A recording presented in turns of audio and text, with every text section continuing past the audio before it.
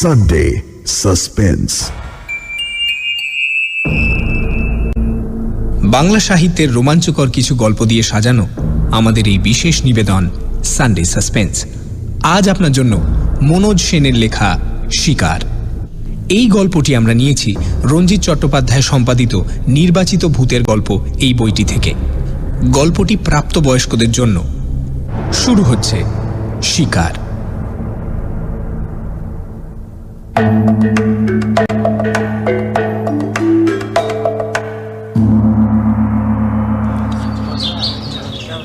আমি ঘরে ঢুকতেই বুঝতে পারলুম কিছু একটা হয়েছে। সবার মুখ থমথম করছে, বড়বাবুর তো বিশেষ করে। কি হলো রে বাবা, আমি কি কোনো অপরাধ করলুম? এমন জরুরি তলব আর এখানে এসে এই অবস্থা। দরজার পাশেই কার্তিক দাঁড়িয়েছিল। জিজ্ঞেস করলুম, কি হয়েছে রে কেতো? কার্তিক বলল, বড়বাবু ডেকেছে। হ্যাঁ, যা বলবার উনি বলবেন। তারপর গলা চড়িয়ে বলল, বড়বাবু, বড়বাবু, বিদ্যাসাগর এসেছে। ও বড়বাবু। এখানে আমাকে সবাই বিদ্যাসাগর বলে ডাকে, কারণ আমি অপরাধের মধ্যে MA পাশ করে বসে আছি। বাকি সবাই তো নাম সই করতে গেলে 3টে কলম ভেঙে টেকে একাকার করে, অবশ্য বড়বাবু ছাড়া। তার কথা আলাদা। দেবতা বলে যদি কেউ থাকে তো এই বড়বাবু। এর সঠিক নাম কি, কোথায় থাকেন তা আমরা কেউই জানি না, আমাদের জানবার কথাও নয়। তবে যেখানেই থাকুন সেটা যে স্বর্গ তাতে সন্দেহ নেই। দেবতাদের তো অসংখ্য নাম থাকে, এরও আছে। এসব নিয়ে মাথা আমরা ঘামাইনি, ঘামালে মাথাটা খোয়া যাবার সম্ভাবনাই বেশি। তবে এটুকু জানি, এরকম মানুষ ভূভারতে আর নেই। আমাদের সবাইকে উনি কেবল জীবন দিয়েছেন বললে কম বলা হয়। বলা উচিত বাঁচার মতো করে বাঁচতে শিখিয়েছেন। বিয়ে পাশ করে রাস্তায় রাস্তায় ঘুরে বেড়াচ্ছিলাম। একটা কুলির কাজ পেলে বর্তে যাই, তাও জুটছিল না। বিধবা মা আর ছোট বোনটাকে নিয়ে গড়পাড়ের ভাড়া বাড়ি থেকে উৎখাত হয়ে ভাসতে ভাসতে শেষ পর্যন্ত রাসবিহারীর ফুটপাথে। চোখের সামনে তখন অনন্ত অন্ধকার। তখন গিয়েছিলুম লেক গার্ডেন্স লেভেল ক্রসিং এ রেলে মাথা দিতে। এই কার্তিক আর দেবেন আমায় তুলে এনেছিল। বড়বাবু আশ্রয় দিয়েছিলেন। সে আজ বছর 6 আগেকার কথা।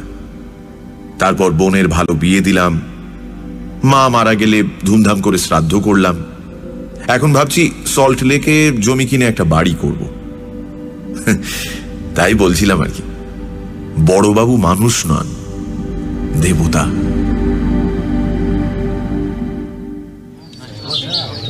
কার্তিকের গলা শুনে বড়বাবু ঘাড় ঘুরিয়ে আমার দিকে তাকালেন, বললেন, কে রে পূর্ণেন্দু, এদিকে আয়, খবর শুনেছিস? বড়বাবুর গলা শুনে বুঝলাম যে আমি কোনো দোষ করিনি। বাবা, বাঁচলুম। যা ভয় পেয়েছিলুম। হাত কচলাতে কচলাতে বললুম, আগে না তো। কি খবর বড়বাবু? বড়বাবু ঘরের একপাশে একটা গোল টেবিলের ওপাশে বসেছিলেন। বাকি সবাই দাঁড়িয়েছিল। ওর সামনে বসা। টেবিলের ওপর এক গ্লাস নিট হুইস্কি আর একটা বোতল রাখা ছিল। বড়বাবু এক চুমুক খেয়ে বললেন, হায়দার মারা গেছে। হায়দার? আমরা যাকে গরিলা বলে ডাকতুম, সে কি? সে ছিল বড়বাবুর পার্সোনাল বডিগার্ড। আমি ক্ষীণ কণ্ঠে জিজ্ঞেস করলাম, কি হয়েছিল? বদন ঘোষ রোডের একটা বাড়ির ছাদ থেকে কেউ ওকে ঠেলে রাস্তায় ফেলে দিয়েছিল। ঘাড় মটকে গেছে। আর ঠেলে ফেলাই বা বলি কি করে, ছুঁড়ে ফেলে দিয়েছে। রাস্তার ঠিক মাঝখানে লাশ পড়েছিল। কি সর্বনাশ! ও ওখানে কি করছিল? পরে বলছি। আচ্ছা, তোমরা এবার যাও, আমি পূর্ণেন্দুর সঙ্গে কিছু কথা বলবো। বড়বাবুর আদেশ শুনে সবাই নিঃশব্দে ঘর থেকে বেরিয়ে গেল। দাঁড়িয়ে রইলাম শুধু আমি। বড়বাবু এক হাত তুলে চোখের কালো চশমাটা ঠিক করে নিলেন। উনি 24 ঘন্টা কালো চশমা পরে থাকেন। কেন কে জানে? শুনেছি ওর একটা চোখ নাকি পাথরের। হতেও পারে। সে খবরে আমাদের কি দরকার? বড়বাবু সম্পর্কে বেশি কৌতূহল একদম ভালো জিনিস নয়। বড়বাবু বললেন, বদন ঘোষ রোড তুই চিনিস ভবানীপুরে? সে যাকে না চিনলেও চিনিয়ে দেওয়া যাবে এখন।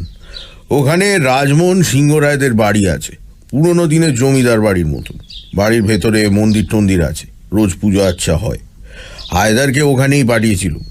কি যে হলো সে যাকে, এবার কাজের কথা বলি, মন দিয়ে শোন।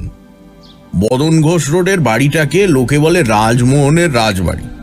রাজমোহনের বিহারে না কোথায় মস্ত জমিদারি ছিল।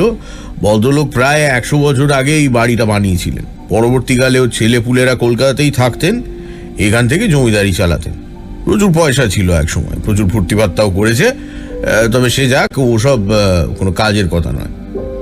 এখন এই বাড়ির মালিক একটা মেয়ে, তার নাম তিলোত্তমা রায়চৌধুরী। এ হচ্ছে এখন সিংহ রায়দের শেষ বংশধর। ওর ভাই রত্নাকর সিংহ রায় বছর খানেক হলো মারা গেছে। সে বিয়ে তা করেনি, ছেলেপুলে নেই, কাজে এখন সব সম্পত্তির মালিকানা বর্তেছে ওই তিলোত্তমার উপর। ওর বাবা রমাকান্ত অনেকদিন আগেই গেছে, মেয়েটি বিধবা। বিয়ে হয়েছিল বছর 10 আগে কোনো এক রায়চৌধুরীর সঙ্গে, একটা বাচ্চা হয়েছিল, সেটা বছর 3 বয়সে মারা যায়। তারপরের বছর রায়চৌধুরীও মারা যায়। তখন মেয়েটি বাপের বাড়ি চলে আসে। এখানে এসে কেবল পুজো আচ্ছা ধর্মকর্ম নিয়ে আছে। এটা তা প্রায় গত 5 বছর ধরে চলছে। সিংহরাজের টাকা পয়সা এখন আর তেমন কিছু নেই, ফোঁপড়া হয়ে গেছে, কিন্তু ঠাঁট এখনো বজায় আছে। আর এটা চালিয়ে যাচ্ছে ওদের ওই ম্যানেজার দুর্গাশঙ্কর উপাধ্যায়। নামে হিন্দুস্তানি, বাঙালি হয়ে গেছে। বুড়ো হাড় বজ্জাত, ঘুঘু নাম্বার 1। ঘুষ খায় না, মেয়ে ছেলের লোভ নেই, মাল খায় না, একেবারে 3rd ক্লাস। আমি এই লোকটাকে বাজানোর জন্য বছর 2 আগে জিতেনকে পাঠিয়েছিলাম। তুই তো জিতেনকে জানিস, কথা বলা এক্সপার্ট। ইচ্ছে করলে আইনস্টাইনকেও বুঝিয়ে আসতে পারে যে সূর্য পশ্চিম দিকে ওঠে। সেই জিতেনের মুখ খুলতে না খুলতে হারামজাদা বুড়ো একেবারে পুলিশে ফোন করে বসে আছে। জিতেন কোনো রকমে ওখান থেকে কেটে বেরিয়ে এসেছিল। এখন তোর মনে প্রশ্নটা স্বাভাবিক যে সিংহ রায়রা যদি ফোঁপড়াই হয়ে গিয়ে থাকবে, তবে ওদিকে আমার নজর কেন? তার কারণ আছে। ওদের একটা জিনিস আছে যেটা বলা যায় অমূল্য। সেটা ওদের গৃহদেবতা, একটা বিষ্ণু মূর্তি। এই মূর্তিটা থাকে বাড়ির ভেতরে, কখনো বাইরে আসে না। বাইরের মন্দিরের যে বিষ্ণু মূর্তি, সেটা এই মূর্তিটার হুবহু নকল, কিন্তু নকলই। বাইরেরটা পাথরের, আসলটা অষ্টধাতু। বাইরের মূর্তিটার যেসব গয়নাগাটি আছে সেসব ঝুটো। আসলটায় যে কি আছে তা বলে দিতে হবে না। তার চেয়েও বড় হচ্ছে মূর্তিটার বুকে একটা প্রকাণ্ড পদ্মরাগ মণি ফিট করা আছে, যেটাকে বলে কৌস্তব মণি। আমার নজর ওই মূর্তিটার দিকে। আখতারুজ্জামান এই খবরটা দিয়েছিল বছর 3 আগে। সেই সময় রত্নাকর সিংহ রায় নাকি গোপনে এক জার্মান সাহেবের সঙ্গে দর কষাকষি করছিল ওটা বেচে দেওয়ার জন্য। সেটা আখতার জানতে পারে, তখন সে আমার কাছে আসে। আজ রত্নাকর বা আখতার কেউই বেঁচে নেই। আমি ছাড়া এটার খবর আর বোধহয় কেউ জানে না। তবে আমার বিশ্বাস মূর্তিটা বের করে দিতে পারলে ঘরে 20 লাখ টাকা উঠবে মিনিমাম। চেপে চুপে ধরতে পারলে 40 পর্যন্ত উঠতে পারে। আমি হায়দারকে পাঠিয়েছিলাম মালটা ওঠানোর জন্য। ও বাড়ির একটা ঠিকে ছিকে তুলে এনে কলকাতায় সে বলে দিল যে মাল কোথায় আছে। দোতলার ওপর কর্তামশাইয়ের ঘর, সেখানে দেওয়ালের মধ্যে গাঁথা সিন্ধুকের মতো মন্দির।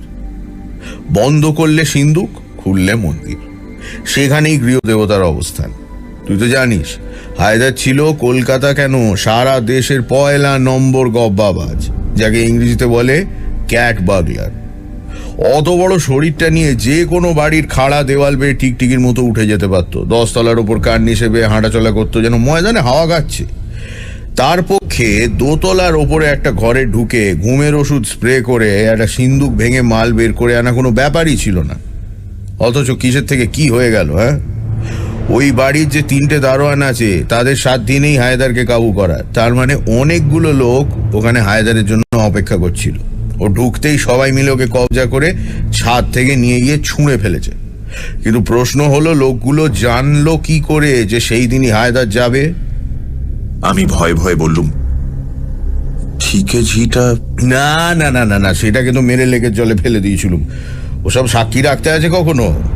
খবর অন্য কেউ দিয়েছে। সে যাক গে, সে ব্যাপারে তোর মাথা ঘামানোর দরকার নেই। এখন তোকে কি করতে হবে বলি শোন।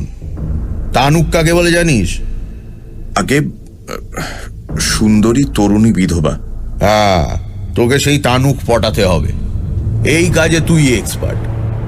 যেখানে যতবার তোকে মেয়ে ছেলে জপাতে পাঠিয়েছি ততবার তুই সাকসেসফুল।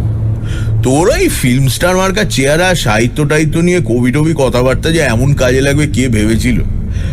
যাকে তো এখন ওই তিলোত্তমাকে গাঁথা দরকার, কারণ কর্তামশাইয়ের ঘরেই তিলোত্তমা শোয় একা, আর ওই সিন্ধুকের চাবি থাকে তিলোত্তমা না চলে। ওর ঘরে নানান জায়গায়, খাটের পাশে, টেবিলের নিচে, আলমারির কোনায়, সুইচ বোর্ডের পেছনে অ্যালার্ম বেলের সুইচ রাখা আছে। 1 সেকেন্ড সময় পেলেই কিন্তু ও সুইচ টিপে দেবে। কাজেই তিলোত্তমাকে একেবারে পেড়ে ফেলতে না পারলে চাবিটা হস্তগত করা কঠিন হবে। তাছাড়া আর একবার গব্বাবাজ পাঠাবো তারও উপায় নেই। ওই শালা উপাধ্যায় সব কটা জানলার বাইরে বিচ্ছিরি গ্রিল লাগিয়েছে, আর এমন ভাবে আলো লাগিয়েছে যে ওই ঘরের জানলা দুটোর ওপর গ্রিল ভাঙার কলম নিয়ে বসলে তাকে সবাই দেখতে পাবে। আসল কথা, চাবিটা পেতে হলে ঘরের ভেতর ঢুকতে হবে এবং তিলোত্তমাকে অসহায় করে ফেলতে হবে। এখন এটাই হলো তোর টাস্ক। এবার বল, কোনো প্রশ্ন আছে? তিলোত্তমার বয়স কত? 27-28। কত বছর বয়সে বিয়ে হয়েছিল? 18 বছরে। স্বামী মারা গেল 22 বছরে। স্বামী কিরকম লোক ছিল? শুনেছি 1 নম্বরের দুশ্চরিত্র লোক ছিল। নেশা, ভাঙ, মেয়ে মানুষ সব দোষী ছিল। মূর্তিটা কত বড়? খুব বড় কিছু নয়, ফুটখানেক উঁচু হবে। একাই নিয়ে বেরিয়ে আসতে পারবি। কতদিন সময় দেবেন? তা নে না, তোর যত সময় দরকার তুই নে না, আমার কোনো তাড়া নেই। আমি চুপ করে আছি দেখে বড়বাবু বললেন, ব্যাস, আর কোনো প্রশ্ন নেই? না। তুই একটা কথা খেয়াল করেছিস?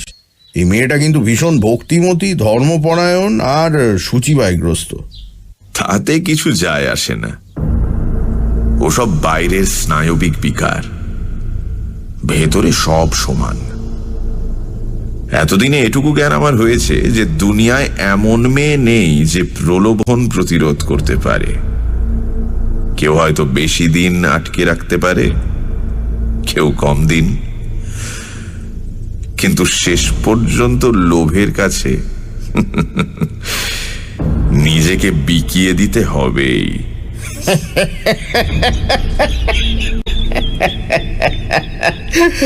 বাজি ছেলে, যা তৈরি হতে শুরু কর। তৈরি হতে মাস 4 সময় লাগলো। প্রথমে প্ল্যানটা ঠিক করা হলো। তিলোত্তমা দুঃখী মানুষ, কতটুকুই বা সুখের মুখ দেখেছে।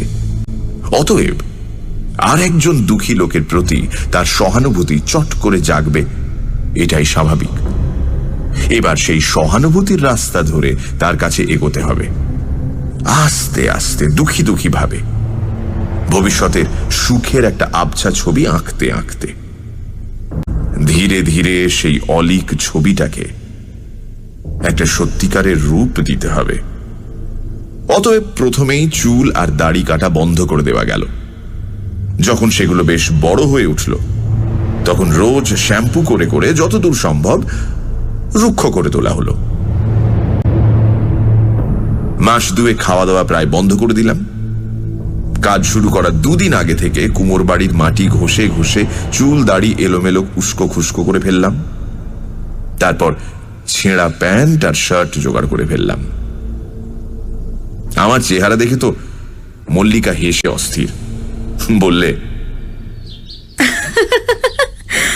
বাপ রে বাপ, পারো তুমি। এমন পোশাকে আর এই চেহারা নিয়ে কোথায় যে যাচ্ছ তুমিই জানো। সেসব তো আবার জিজ্ঞেস করাও বারণ। তবে এতদিন ধরে যখন ঘষা মাজা চলেছে, তখন এবার বেশ বড়সড় কিছু হবে বলেই মনে হচ্ছে। কি গো, তাই না? বলেছি তো, এসব কথা জিজ্ঞেস করা বারণ। তবে এবার দাঁওটা যদি লাগে তোমার কপাল খুলে যাবে, এটুকু বলে দিলাম। বটে, কি হবে আমার? দিগঙ্গনা অ্যাপার্টমেন্টের 3 তলার ফ্ল্যাটটা তোমায় দিয়ে দেব। আমি চলে যাব সল্ট লেকে। ও এই?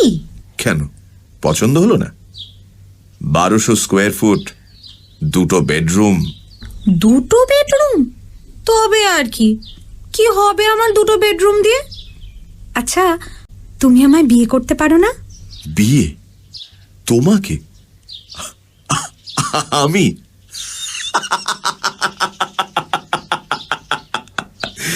পাগল হয়েছো? হ্যাঁ, ফিল্মে নামিয়ে দিয়েছি, ভালো খাচ্ছ দাচ্ছ, ব্যাস ওই পর্যন্ত। তার বেশি আর হাত বাড়িও না। যাও। আমি জানতাম আসলে তুমি একটা অমানুষ। তোমার বাইরেটা যেমন সুন্দর, ভেতরটা তেমনি কুৎসিত। তাহলে বিয়ে করতে চাওয়া কেন? বিয়ে করলে তো ভেতর বাহির সব সমান, তখন সেটা সইতে পারবে। তার চেয়ে এখন বাইরেটা নিয়ে আছো, সেটা নিয়েই থাকো। কুৎসিত যেটা, সেটা ভেতরেই থাক।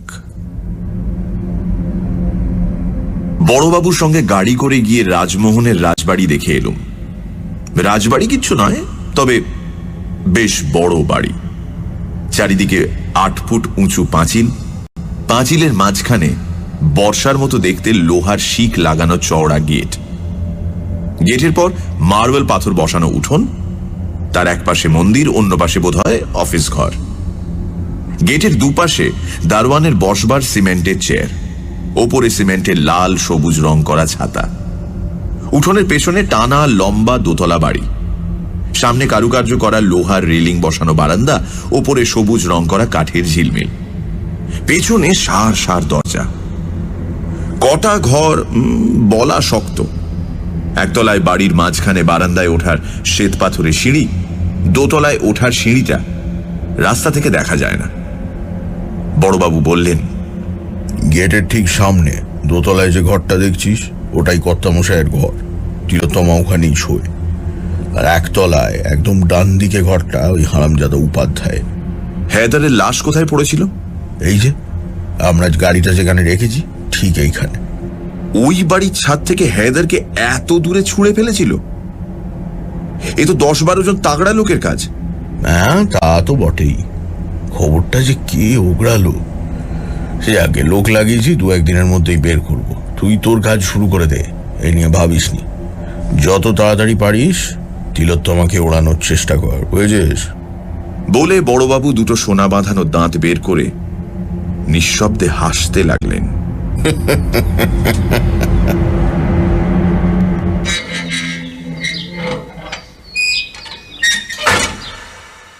সারা রাত ফুটপাথে শুয়ে রইলুম।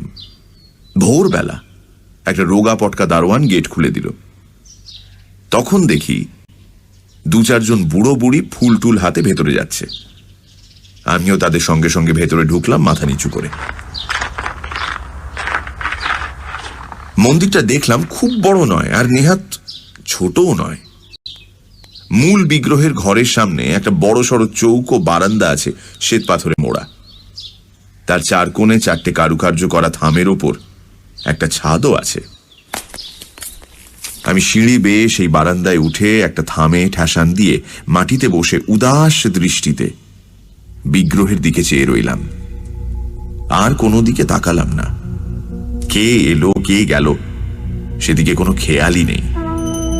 পুরুত মশাই পুজো করলেন, কি সব জলটল ছেটালেন, ভক্তেরা প্রসাদ নিল, আমি কিন্তু বসেই রইলাম। সন্ধেবেলা দারোয়ান এসে আমাকে বাইরে চলে যেতে বলল। আমি বেরিয়ে গেলাম। প্রথম দিন কেউ আমাকে লক্ষ্যই করল না।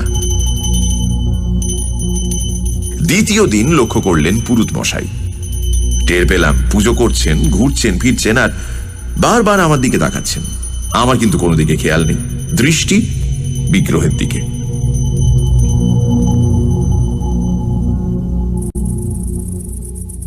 তৃতীয় দিন বিকেলবেলা পুরুত মশাই আমার সামনে এসে বসলেন। নানা প্রশ্ন, আমি কে, কোথায় থাকি, এখানে বসে আছি কেন, ইত্যাদি ইত্যাদি। আমি কোনোটারই জবাব দিলাম না। শেষে খুব করুণ সুরে শুধু বললাম, আমি এখানে বসে থাকলে যদি আপনার কোনো অসুবিধে না হয়, তাহলে আমায় বসে থাকতে দিন। আমার কথা শুনে পুরুত মশাই অত্যন্ত লজ্জিত হলেন। চতুর্থ দিন দুপুরবেলা একটি দারোয়ান এসে আমার সামনে দাঁড়ালো, বলল, আমার সঙ্গে আসুন, ম্যানেজার বাবু ডাকছেন। আমি দীর্ঘশ্বাস ফেলে উঠে কম্পিত পদে উঠোন পার হয়ে অফিস ঘরে গেলাম। চলুন।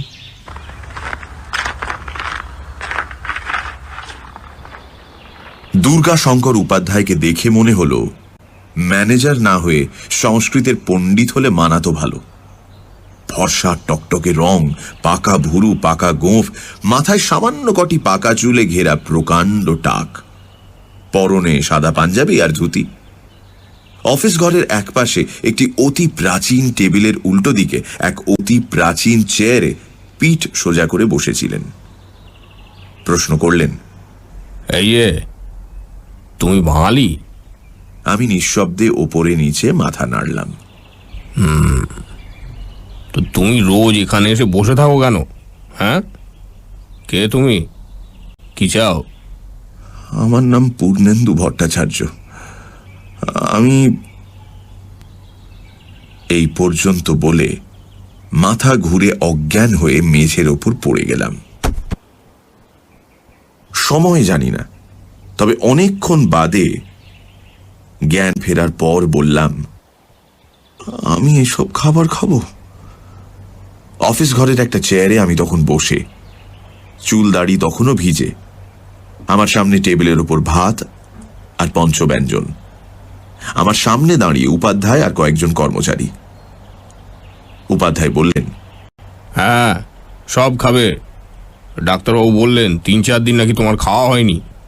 আমি নিঃশব্দে কিছুক্ষণ কাঁদলাম।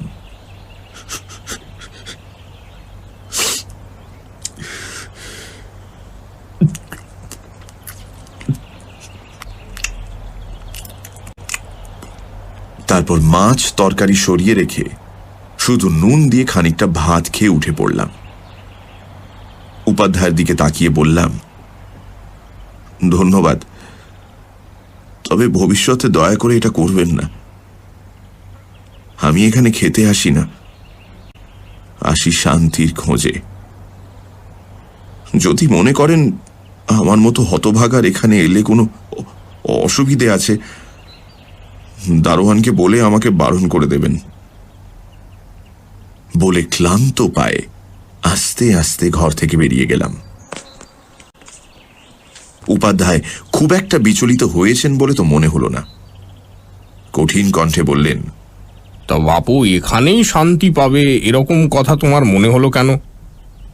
ঘুরে দাঁড়িয়ে বললাম, শান্তি পাবো কি পাবো না তা তো জানি না, তবে খুঁজতে দোষ কি?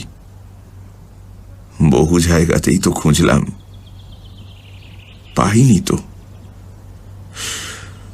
তবে হ্যাঁ, আপনাদের পুরুত মশাইয়ের সংস্কৃত উচ্চারণ বড় খারাপ, খুব কানে লাগে। বলে আবার ফিরে গিয়ে মন্দিরের বারান্দায় বসলাম। ডাক এলো সেদিন বিকেল বেলা। একটি কাজের মেয়ে এসে বলল, এই যে দিদিমণি তোমাকে ডাকতিছেন। বুঝলাম সময় হয়েছে কাছে যাবার।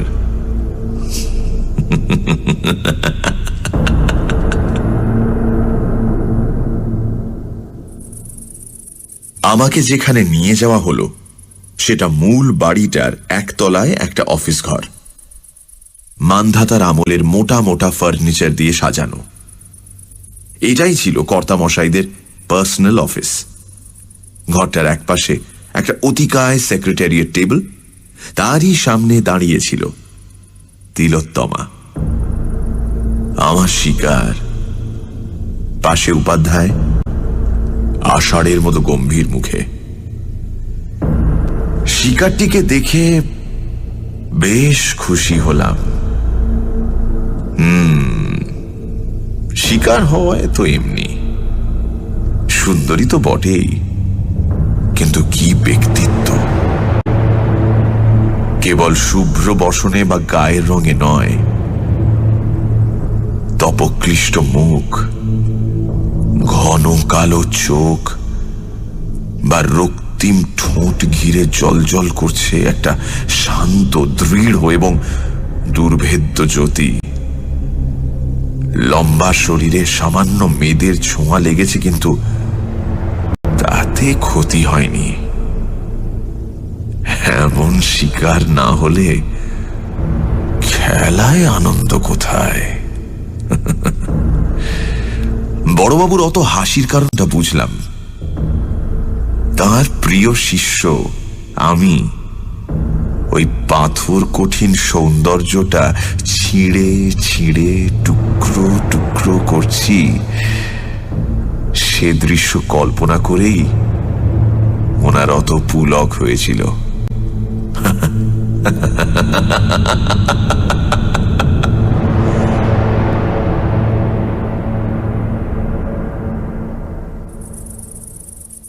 তিলোত্তমা মৃদু স্বরে অথচ গম্ভীর গলায় প্রশ্ন করল, খাবার দেওয়া হয়েছিল, খাওনি কেন? আমি মাথা নিচু করে যথাসাধ্য ক্ষীণ কণ্ঠে বললাম, এসব খাবার আমার পক্ষে খাওয়া সম্ভব নয়। তিলোত্তমা একটু ইতস্তত করে বলল, তোমার নাম শুনলাম পূর্ণেন্দু ভট্টাচার্য, ব্রাহ্মণ। দেখে তো ভদ্র সন্তান বলেই মনে হচ্ছে। পুরুত মশাইয়ের উচ্চারণে ভুল ধরেছ, তার মানে লেখাপড়াও কিছু জানো। তা কতদূর পড়াশোনা করেছ? এমএ পাশ করেছি, ইকোনমিক্সে আর সংস্কৃতে। আমার কথা শুনে তিলোত্তমা বেশ কিছুক্ষণ চুপ করে রইল। বুঝলাম শকটা লেগেছে। তারপর বলল, তুমি মানে আপনি ইকোনমিক্সে এমএ পাশ করে এমন পাগলের মতো চেহারা করে ঘুরে বেড়াচ্ছেন কেন? তার উপর 3 দিন খাননি, এখানেই বা এসে পড়ে থাকছেন কেন? আমি একটা খুব ম্লান হাসি হাসলাম। বললাম, আপনার প্রথম প্রশ্নের উত্তর আমার পাগল হয়ে যেতে আর বেশি বাকি নেই। দ্বিতীয় প্রশ্নের উত্তর, আমি 7 দিন খাইনি। আর তৃতীয় প্রশ্নের উত্তর হচ্ছে, আমার মতো অভাগা বিশ্বস্রষ্টার মন্দিরে আসে একটু শান্তির জন্য, অথচ যেখানেই যাই সেখানেই বড় গোলমাল, বড় ঠেলাঠেলি, বড্ড নোংরামি। এই একটা মন্দির যেখানে চেঁচামেচি নেই, দর কষাকষি নেই, তপবনের মতো এই জায়গাটা গম্ভীর, সংযত, উদার। তাই এখানে আসি।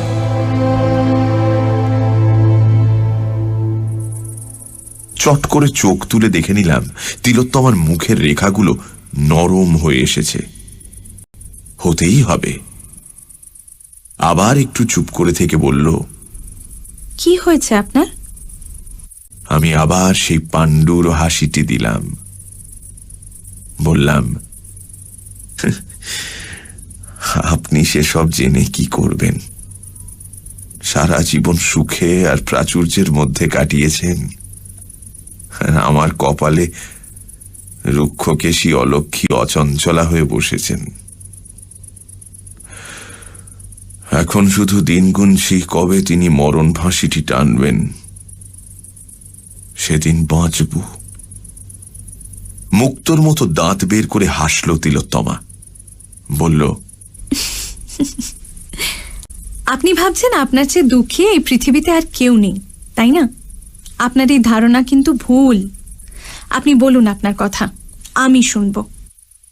তারপর অনেক অনুরোধ উপরোধ ইত্যাদির পর আমার জীবন কাহিনীটি বললাম। আহা, কি কাহিনী!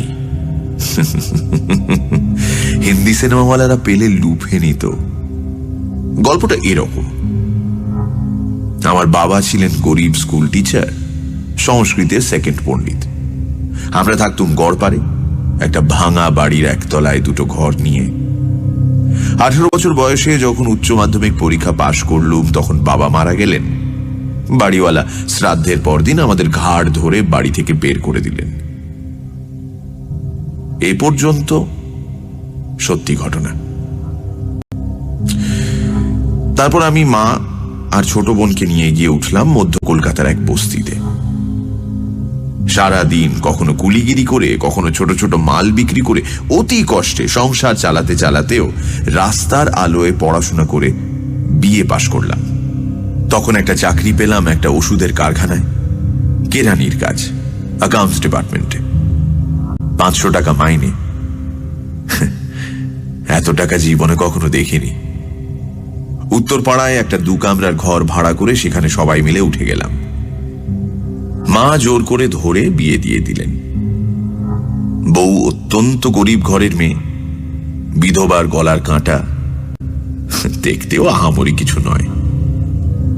তারপর কয়েকটা মাস কাটলো স্বপ্নের মতো। সুখ আর আনন্দ যেন উপচে পড়তে লাগলো। আমার ভাগ্য অলক্ষী আড়ালে হাসলেন। আঘাতটা এলো হঠাৎ।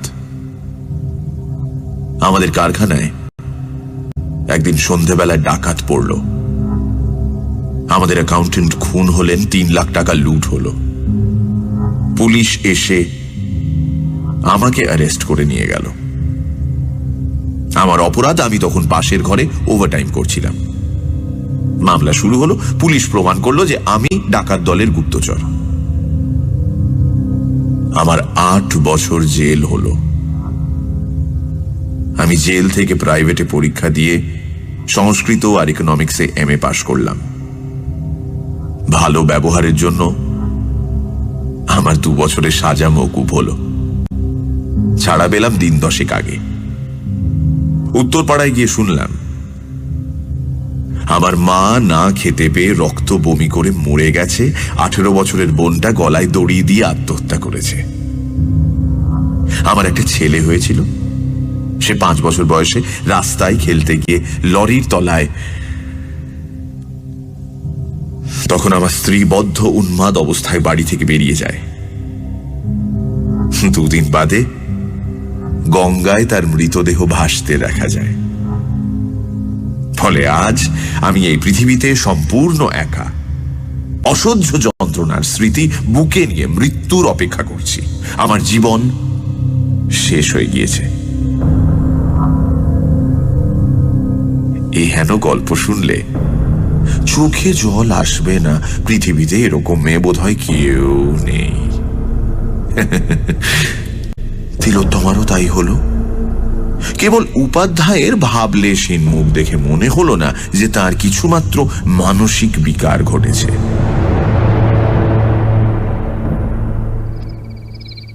সজল কণ্ঠে তিলোত্তমা বলল, আপনার ধারণা জীবন শেষ হয়ে গেছে, তাই না? না, জীবন শেষ হয় না। প্রত্যেক দিন সকালে আমাদের নতুন জীবনের শুরু হয়। আপনারও হয় এবং হবে। জ্যাঠামশাই, মন্দির ট্রাস্টের একটা পোস্ট তো খালি আছে।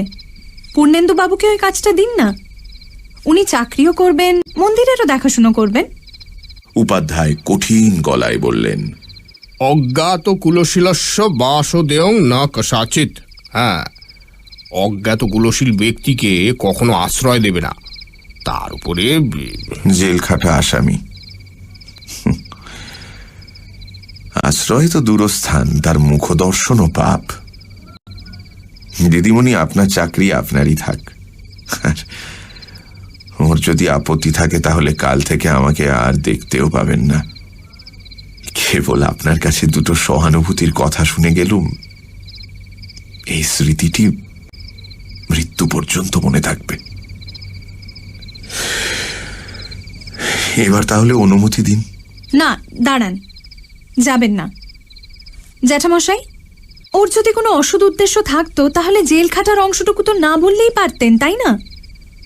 আর অজ্ঞাত কুলশীল হবেন কেন? ওর বাড়ির ঠিকানা আর অফিসের ঠিকানায় খোঁজ নিয়ে দেখুন না। উনি যা যা বলছেন তার মধ্যে যদি কোনো ফাঁকি থাকে তাহলে সেটা প্রমাণ হয়ে যাবে। যাক, বাঁচা গেল। গড়পাড়ের ঠিকানায় তো কোনো অসুবিধেই নেই। আর আশা করি জয় গোপাল মেডিসিন ম্যানুফ্যাকচারিং ওয়ার্কসের প্রকাশ মহাজন আর অতুল সারদানা সব কিছু ঠিকই বলবে। আসলে ফ্যাক্টরিটা বড়বাবুরই।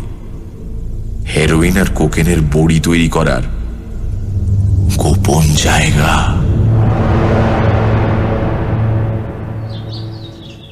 আমার বাসস্থান ঠিক হলো উপাধ্যায়ের পাশের ঘরে।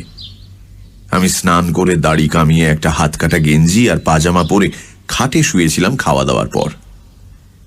3 দিন উপোসের পর খাওয়াটা মন্দ হলো না। হঠাৎ দুজনের পায়ের আওয়াজ শুনলাম। তাড়াতাড়ি একটা সঞ্চয়িতা খুলে মুখের সামনে ধরলাম। গভীর মনোযোগ। দরজা খোলাই ছিল। পর্দা সরিয়ে প্রথমে ঘরে ঢুকলেন উপাধ্যায়, তার পেছনে তিলোত্তমা। আমি যেন হঠাৎ টের পেলাম, এইরকম ভাব করে বইটা তক্তপোষের ওপর ফেলে তাড়াতাড়ি উঠে দাঁড়ালাম।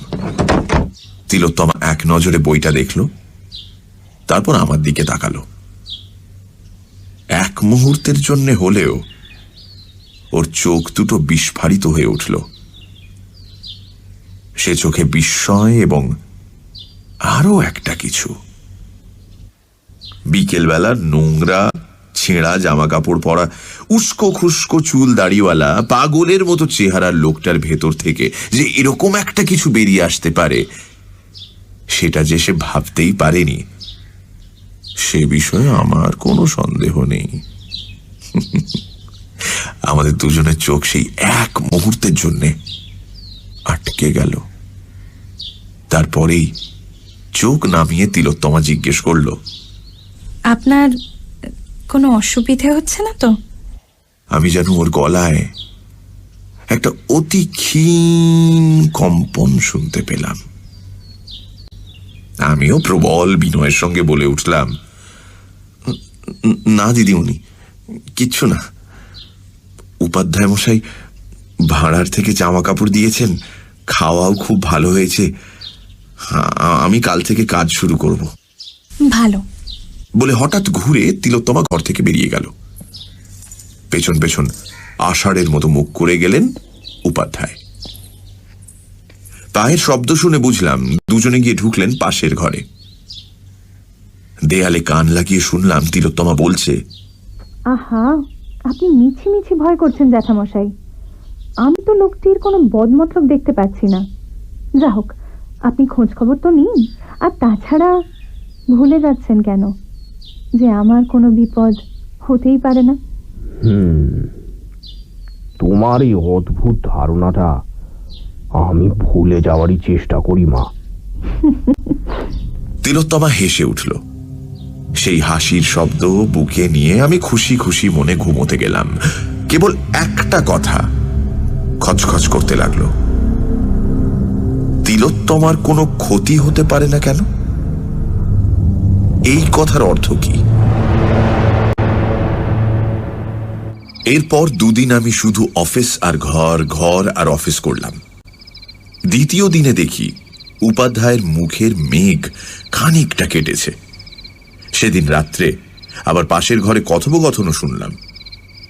উপাধ্যায় বলছিলেন, ছেলেটা সত্যি কথাই বলেছে মা। হ্যাঁ, তবু বলবো আমাদের সাবধানে থাকা দরকার। জেলে থাকতে কত রকম লোকের সংস্পর্শে এসেছে তার তো ঠিক ঠিকানা নেই। সীতার অগ্নি পরীক্ষার মতন কোনো ব্যাপার করবেন নাকি আবার? কি জানেন জ্যাঠামশাই, যারা আমাদের সহানুভূতি আর সমবেদনা পেলে সুস্থ সুন্দর মানুষ হয়ে উঠতে পারত, তাদেরই আমরা ঘৃণা করে দূরে সরিয়ে দিই। তারা বেঁচে মরে থাকে। কিন্তু শুধু সহানুভূতি আর সমবেদনায় তো আমার কাজ চলবে না, ডাইরেক্ট অ্যাকশন চাই। এই দুদিনে সেই প্ল্যানটা ঠিক করে নেওয়া গেল। তিলোত্তমার প্রাত্যহিক জীবনযাত্রার একটা সময়সূচি করে ফেললাম।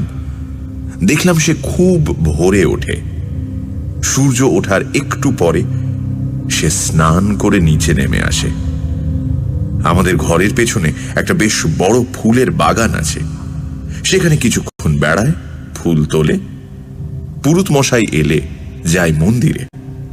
গেট খোলার আগে পুজো করে ফিরে আসে, তারপর ওপরে চলে যায়। কাগজপত্র সই করানোর জন্য উপাধ্যায় ওপরে যায়। আর কারুর ওপরে যাবার অধিকার নেই। শুনলাম সারাদিন তিলোত্তমা নাকি হয় পুজো আচ্চা করে, নয়তো লাইব্রেরি ঘরে বসে পড়াশোনা করে।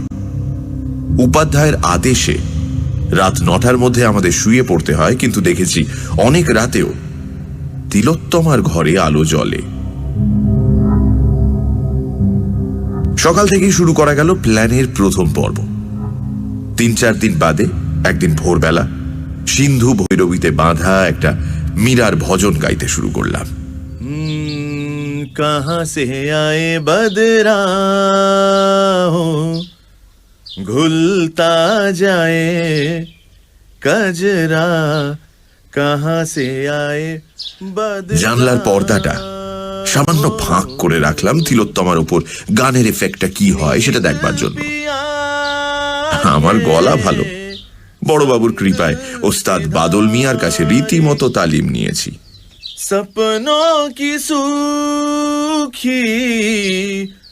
দেখলাম গান শুরু হতেই তিলোত্তমা একবার এদিক ওদিক তাকিয়ে দেখে নিল গানটা কোত্থেকে আসছে। তারপর যেন ওর বেড়ানোয় একটা ছন্দ পতন ঘটল।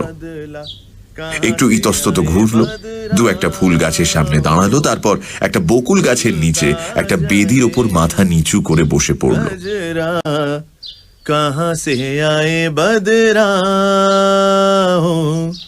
স্থির অকম্পিত দেহে আমার গান শুনতে লাগলো। আর দেখলাম ওর এমনিতে ফ্যাকাশে মুখে যেন রঙের ছোঁয়া লেগেছে, কান দুটো লাল হয়ে উঠেছে। একটু বাদে একটি কাজের মেয়ে এসে কি যেন বলল, বোধহয় বলল যে পুরুত মশাই অপেক্ষা করছেন।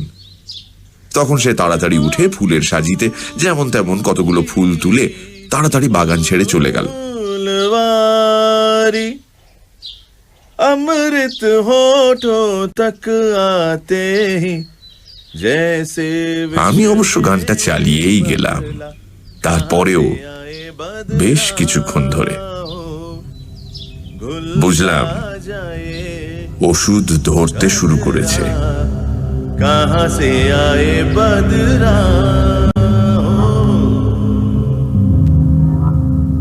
এরপর 4-5 দিন এই গানই চলল।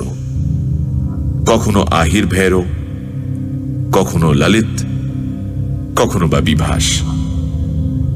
রোজই সেই এক দৃশ্য, বকুল গাছের নিচে শ্বেত পাথরের মূর্তির মতো তিলোত্তমা। ভাগ্যিস রোজ এই সময় উপাধ্যায় গঙ্গা স্নানে যান।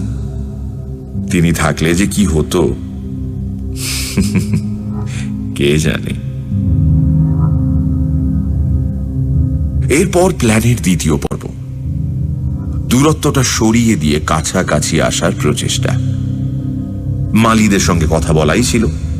একদিন কাক ভরে উপাধ্যায় গঙ্গা স্নানে বেরিয়ে যাওয়ার সঙ্গে সঙ্গে আমি একটা খাকি শর্টস পরে খালি গায়ে একটা কোদাল কাঁধে বাগানে বেরিয়ে গেলাম আর মাটি কোপাতে শুরু করলাম।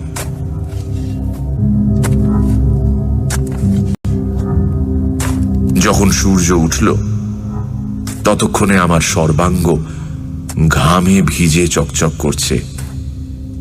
সবকটা মাসল অবলীলায় খেলে বেড়াচ্ছে। তিলোত্তমার আসার পথের দিকে পেছন করে আমি এক মনে মাটি কোপাতে লাগলাম। একটু বাদে শুকনো পাতার উপর লঘু পায়ের শব্দ আর দামি সাবানের মৃদু সুবাসে বুঝতে পারলাম যে সে এসে পেছনে দাঁড়িয়েছে। কয়েকটি রুদ্ধশ্বাস মুহূর্ত, তারপরেই আমি যেন হঠাৎ টের পেয়ে ঘুরে দাঁড়ালাম। দেখলাম ফুলের সাজি হাতে বিস্ফারিত চোখে তিলোত্তমা আমার দিকে চেয়ে দাঁড়িয়ে আছে। একটা ক্ষুধিত বাঘিনীর মতো তার রক্তিম মুখ, নিষ্পলক দু চোখে চকচক করছে লোলুপ দৃষ্টি।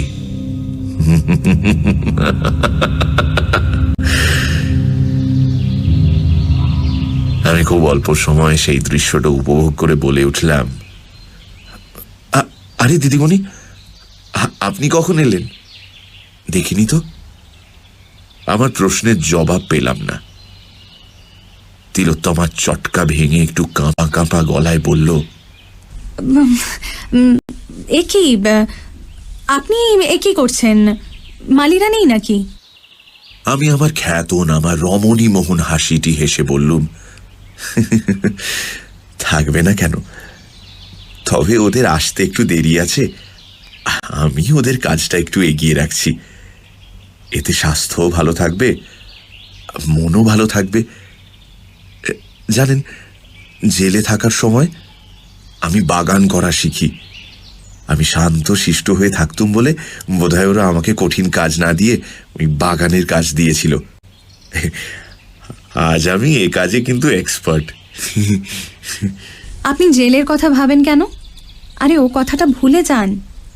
মনে করুন ওই জীবনটা আপনি ফেলে এসেছেন চিরকালের জন্য। মন ভালো করতে বই পড়েন না কেন? ভালো বই পাবো কোথায়?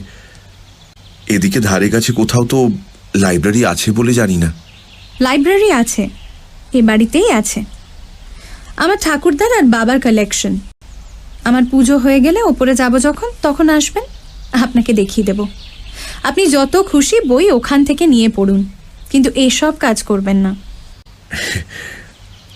আপনি বারণ করলে কখনো করবো না দিদিমণি। তবে আমার যে বাগান করতে খুব ভালো লাগে। বেশ, তাহলে করুন।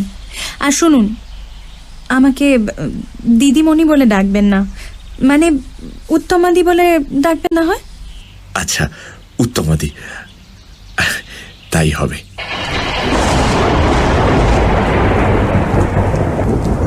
সেদিন সারাদিন আমি ওপরে যাবার কোনো চেষ্টাই করলাম না। বিকেলের দিকে নামলো তুমুল বৃষ্টি। কালিদাস বলেছেন, মেঘ দেখলে যিনি সুখী ব্যক্তি তিনিও উদাস হয়ে পড়েন।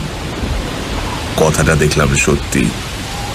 হঠাৎ উপাধ্যায় মশাই কি যে হলো আমাকে ডেকে বললেন, ওহে, এই যে পূর্ণেন্দু, শুনলাম নাকি তুমি খুব ভালো গান গাও। হ্যাঁ, তা একটা বর্ষার গান শোনাও না। হ্যাঁ, আমি তো তৎক্ষণাৎ রাজি। বারান্দায় বসে ধরলুম মিয়া কি মলহার।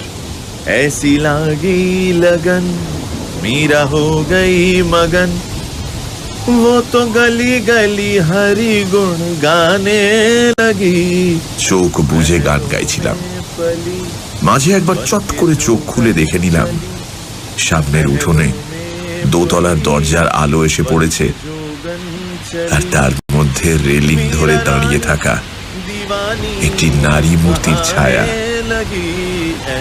আর দেখার দরকার ছিল না। তৎক্ষণাৎ চোখ বন্ধ করে ফেললাম।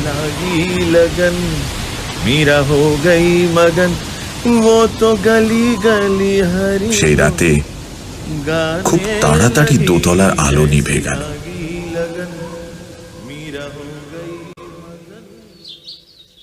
তার পরদিন দেখি উপাধ্যায়ের মুড খুব ভালো। হেসে ছাড়া কথাই বলছেন না। অফিসের বাকি দুজন কেরানিকে আমার গানের খুব প্রশংসা করলেন। এর মধ্যে বিকেল বেলা তিলোত্তমার কাজের মেয়েটি অফিস ঘরে এসে আমায় বলল, আরে তোমাকে দিদিমণি ডাকতেছেন গো, এক্ষুনি একবার উপরে যাও। আমি উঠে দাঁড়ালাম। তৎক্ষণাৎ ঘরের মধ্যে বজ্র নির্ঘোষ শুনলাম, দাঁড়াও, আমিও তোমার সঙ্গে যাব। তাকিয়ে দেখি উপাধ্যায়ের মুখে আবার আষাঢ়ের মেঘ, তবে এবারেরটা আরো ঘন। আমরা দুজনে একসঙ্গে দোতলায় উঠলাম। দেখি লম্বা বারান্দার এক প্রান্তে একটা দরজার সামনে তিলোত্তমা দাঁড়িয়ে রয়েছে। আমাদের দেখে সুন্দর মিষ্টি হেসে বলল, হে কি জ্যাঠামশাই, আপনাকেও ডেকে নিয়ে এলো নাকি? আষাঢ়ের মেঘের ভেতর থেকে গুরুগম্ভীর স্বর বেরুল, না, আমি নিজেই এসেছি। আপনার কোনো দরকার নেই জ্যাঠামশাই, আপনি নিচে যান। আমি পূর্ণেন্দু বাবুকে ওপরে ডেকেছি বাবার লাইব্রেরিটা দেখাবো বলে। বলে দরজাটা খুলে আমাকে বলল, আসুন পূর্ণেন্দু বাবু। উপাধ্যায় আর এগুতে গিয়েও এগোলেন না। একটা বাচ্চা ছেলের মতো রাগী আর অভিমানী মুখ করে এক জায়গায় দাঁড়িয়ে রইলেন। লাইব্রেরিটা সত্যিই দেখবার মতো। তিলোত্তমা চঞ্চল পায়ে ঘুরে ঘুরে দেখাতে লাগলো, এদিকটা আসুন। ওর গলার স্বরে কথা বলার গাম্ভীর্যের বদলে কোথায় যেন একটা চাপল্যের ছোঁয়া লাগলো। এমনকি একটা বই আলমারি থেকে নামিয়ে সেটা খুলে আমাকে, এটা দেখুন দেখুন দেখুন দেখুন, এই লেখাটা দেখুন বলে যখন ডাকলো, আমি ওর ঘাড়ের উপর দিয়ে বইটা দেখার ছলে ঘনিষ্ঠ হয়ে কাছে এগিয়ে গেলেও সে কিন্তু সরে গেল না। আবার দেখলাম মুখের রক্তাভা, আর তার সঙ্গে বুকের ঘন ঘন ওঠা পড়া।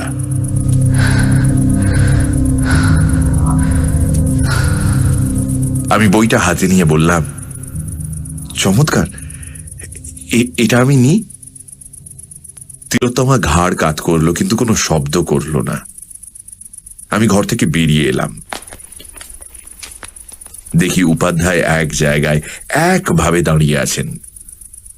উনি আমার হাতের বইটা আর চোখে দেখলেন। তারপর আমরা দুজনে একসঙ্গে নিচে নেমে গেলাম।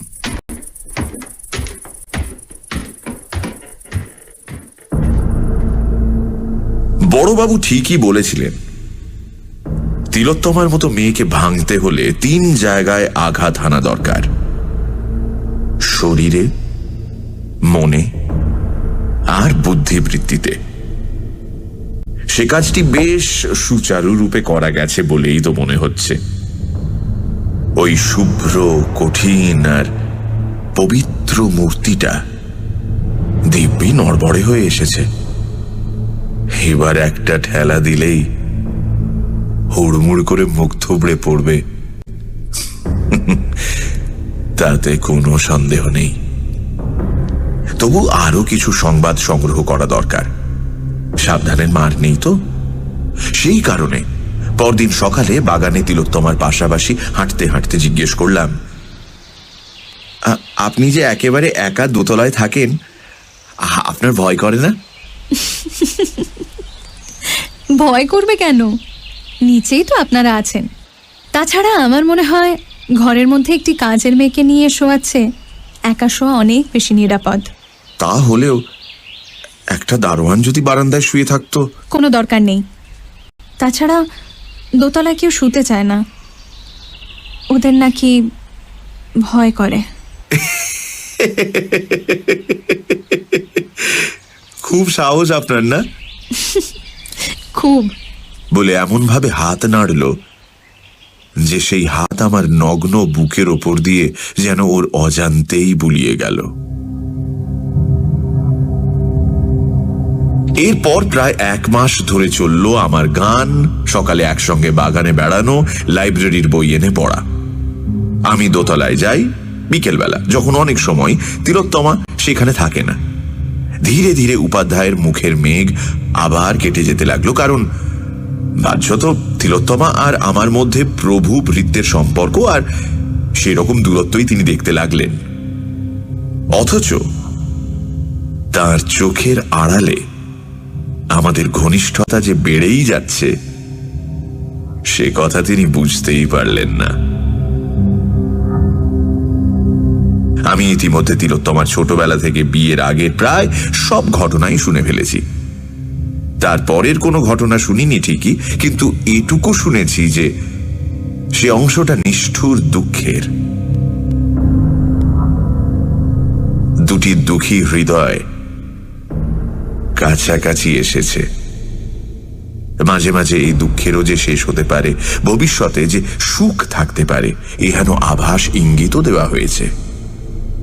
এমনকি আমাকে পুনরায় বিবাহ করতে অনুরোধ করা হয়েছে, এবং যে আমাকে বিয়ে করবে সে যে একটি অত্যন্ত ভাগ্যবতী মেয়ে, সে কথাও বলা হয়েছে। অবশেষে একদিন সকালে বাগানে বেড়ানোর সময় বললাম, আপনি কেবল আমাকে বলেন কেন? আপনারই কি জীবন শেষ হয়ে গেছে?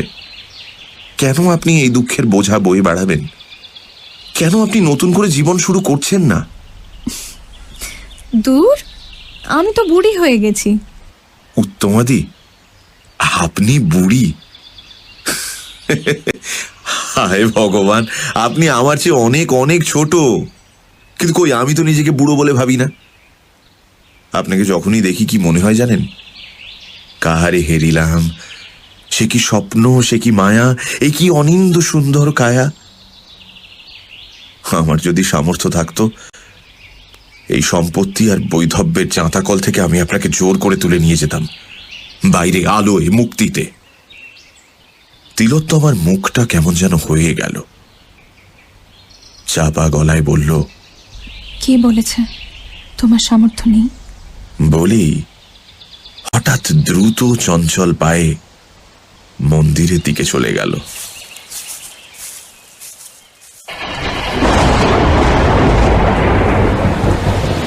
সেই রাতে তুমুল বৃষ্টি নামল। ঘন ঘন বাজ পড়ার শব্দে চারদিক যেন কেঁপে উঠতে লাগলো। আমরা তাড়াতাড়ি খেয়ে নিলাম, তাড়াতাড়ি শুয়েও পড়লাম। একটু বাদে দেয়ালে কান লাগিয়ে শুনি উপাধ্যায় মশাইয়ের প্রবল নাক ডাকা শুরু হয়ে গেছে।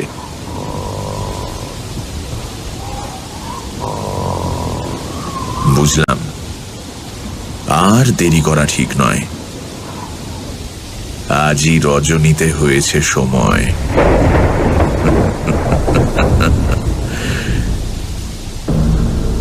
তৈরি হতে বেশিক্ষণ লাগলো না।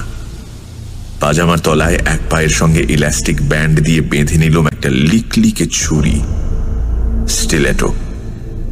অন্য পায়ে বাঁধলুম একটা ক্লিপ ড্যাগার। কোন হাতে কখন কোনটা লাগে বলা তো যায় না। পাঞ্জাবির এক পকেটে নিলাম একটা মুখ বাঁধার স্টিকিং প্লাস্টার আর বড় এক খণ্ড কাপড়। অন্য পকেটে রইল হাত দেড়েক লম্বা সরু একটা নাইলনের দড়ি। তারপর লাইব্রেরি থেকে আনা যে বইটা তখন পড়ছিলাম সেটা হাতে নিয়ে ওপরে রওনা হলাম। একটা ব্যাপারে অন্তত নিশ্চিন্ত ছিলাম যে আমার আজকের এই নৈশ অভিসারের কথা কারুর পক্ষে জানা সম্ভব নয়।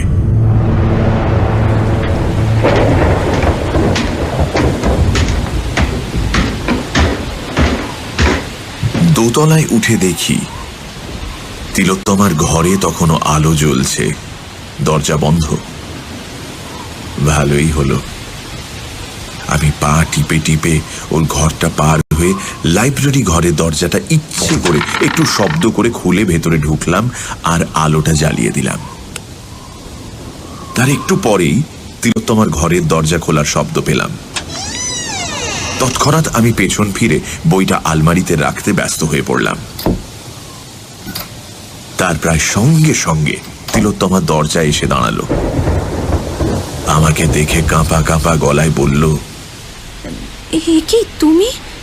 মানে আপনি এত রাতে? বইটা রাখতে এসেছিলাম উত্তমাদি। আমি কাল ভোরে এই বাড়ি ছেড়ে চলে যাচ্ছি। তিলোত্তমা দুপা ভেতরে ঢুকে এলো, বলল, সে কি? কেন? আমি ভীষণ পাপ করেছি উত্তমাদি। যিনি আমাকে মৃত্যুর মুখ থেকে তুলে এনেছেন, আশ্রয় দিয়েছেন, সমবেদনা আর সহানুভূতি দিয়ে আমার দুঃখ মেটাবার চেষ্টা করেছেন, আমি তার সম্পর্কে কুচিন্তা করেছি। এ বাড়িতে তারপর আমার আর থাকার অধিকার নেই, নরকেও স্থান হবে না আমার। তিলোত্তমা আরো দুপা এগিয়ে আমার বুকের সামনে এসে দাঁড়ালো। মৃদু হেসে বলল, কুচিন্তা করেছ আমার সম্পর্কে? বলো না, কি চিন্তা করেছ? বলো না। না না উত্তমাদি, সে কথা আমি বলতে পারবো না। উত্তমাদি নয়, বলো তিলোত্তমা।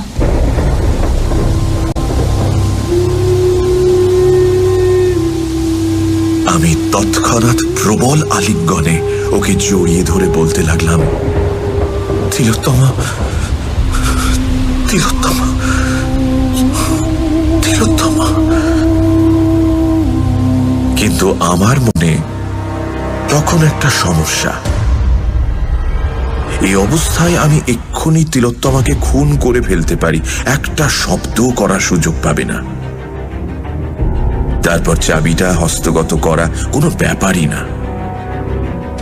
সেটাই করব না আগে এমন সুন্দরী মেয়েটাকে উপভোগ করে নেব?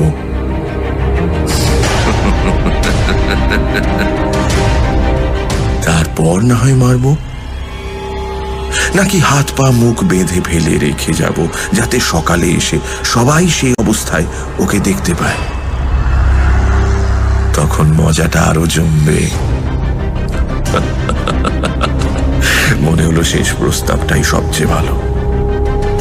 সবাই দেখুক পবিত্রতার কি হাল হতে পারে। তখন আমি দুহাতে ওকে কোলে তুলে নিয়ে শোবার ঘরের দিকে রওনা দিলাম। তিলোত্তমা আমার হাতের উপর নববধূর মতো থরথর করে কাঁপতে লাগলো, আর বিড়বিড় করে কি সব যেন বলতে লাগলো। আমাকে শক্ত করে ধরো, আমাকে ছেড়ে যাবে না তো? ওসব আমি আজকাল আর শুনি না। সব মেয়েই দেখেছি এরকম সময় ওই একই কথা বলে। এতদিন বাদে কাউকে এত কাছ থেকে পেলাম আমি। ওকে নিয়ে শোবার ঘরে এসে খাটের সামনে ওকে দাঁড় করিয়ে দিলাম। প্রথমেই শুইয়ে দিলে ব্যাপারটা রসিয়ে রসিয়ে খেলানো যাবে না। আমার সারা গায়ে বিদ্যুৎ খেলে যাচ্ছে বনেন্দু। আমাকে শক্ত করে ধরো, শক্ত করে, আরো কাছে, আরো কাছে। তারপর ওর বুকের আঁচলটা নামিয়ে দিয়ে একটা মুগ্ধ মুখভঙ্গি করে বললাম, তিলোত্তমা, তুমি সত্যি তিলোত্তমা।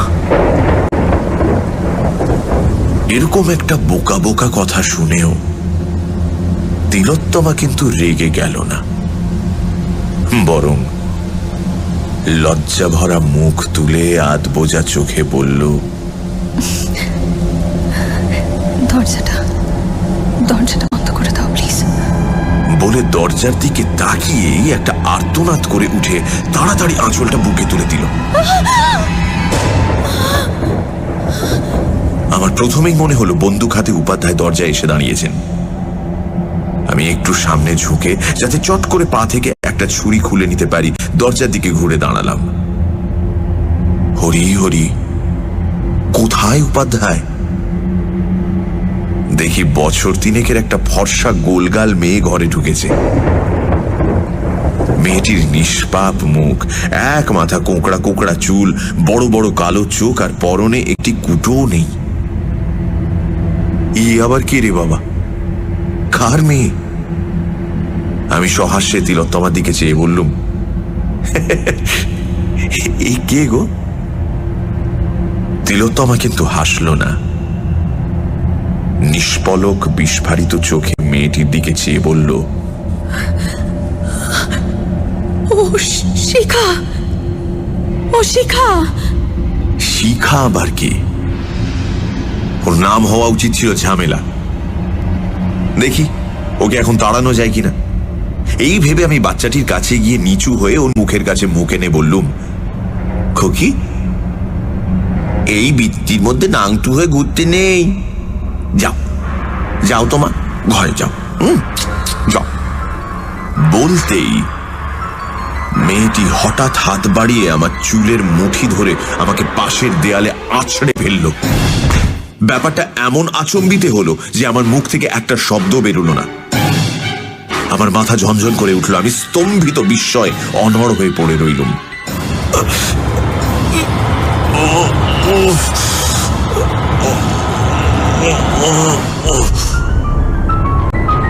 তখন শুনতে পেলাম তিলোত্তমার চাপা গলার হাহাকার। তুই কেন এলি? আজ কেন এলি তুই? তোর বাবা যখন আমার গলা টিপে মারতে গিয়েছিল তখন আমি মনে মনে তোকে ডেকেছিলুম, তুই এসেছিলি। গুন্ডাগুলো যখন আমায় ধরতে এসেছিল তুই এসেছিলি। কে তিলোত্তমা? এটা কে? ততক্ষণে বাচ্চাটা আমাকে দরজার দিকে টানতে টানতে নিয়ে যাচ্ছে। তারই মধ্যে শুনতে পেলাম আমার প্রশ্নের উত্তর। ও আমার মেয়ে শিখা। তিলোত্তমার মেয়ে? সে কোথায় ছিল এতদিন? আমার চিন্তা সব জট পাকিয়ে যাচ্ছে, আমার নাক মুখ দিয়ে যেন আগুন বেরোচ্ছে। আমাকে কোথায় নিয়ে যাচ্ছে, আমাকে কোথায় নিয়ে যাচ্ছে? দরজার সামনে দাঁড় করানো, বাইরে বিদ্যুৎ চমকাচ্ছে, আমার সর্বাঙ্গে অসহ্য যন্ত্রণা।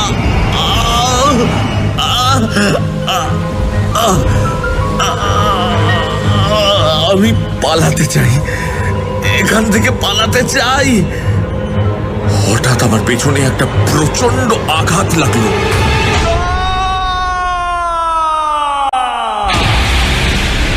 মনে হলো যেন 10টা ঘোড়ার লাথি একসঙ্গে এসে পড়লো। আমি ছিটকে বারান্দা দিয়ে শূন্যে এসে পড়লাম। আমার তপ্ত শরীরে ঠান্ডা বৃষ্টির ধারা অমৃত রসের মতো লাগলো। হঠাৎ মনে পড়লো তিলোত্তমার মেয়ে। বড়বাবু তো বলেছিলেন সে প্রায় 7 বছর আগে মারা গেছে। বড়বাবু তো মিথ্যে কথা বলেন না। বড়বাবু দেবতা, বড়বাবু দেবতা, বড়বাবু দেবতা। নিচের জলে ভেজা পিচের রাস্তাটা বিদ্যুৎ বেগে আমার দিকে উঠে আসছে। ওখানেই হায়দার পড়েছিল না? আমিও সশব্দে ওখানেই গিয়ে পড়লাম। মট করে আমার ঘাড়টা ভেঙে গেল।